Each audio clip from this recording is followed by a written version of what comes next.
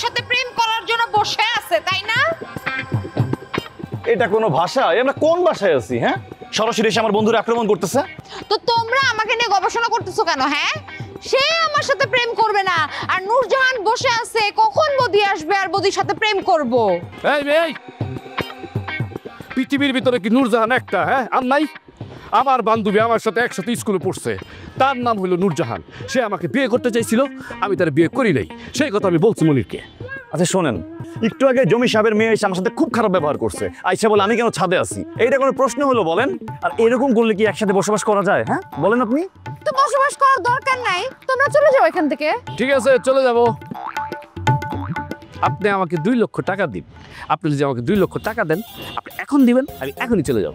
শোনো, আমার বাবা তোমাদের কাছ থেকে 20,000 টাকা অগ্রিম নিছে। ওই টাকা আমি এখন দিচ্ছি, ওই টাকা নিবা, নিয়ে স্ট্রেইট যাবে আমার বাসা থেকে বেরোবা।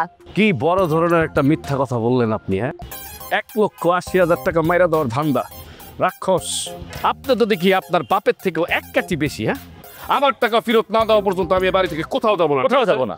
কথাটা মনে রাখা, যে আমার বন্ধুরা যে জায়গায় পাঠাইছো না, সেখান থেকে নিয়ে আসবো, এই বাড়িতে আবার নিয়ে আসবো। যা নিয়ে দেখি আমি তোদের কত হ্যাডো। আমিও পুলিশকে খবর দিতেছি, তোরা কেমনি বাড়ি থেকে বের হবি না আমিও দেখতেছি। পুলিশ দিয়ে লাগলে আমি তোদেরকে এই বাড়ি থেকে বের করবো।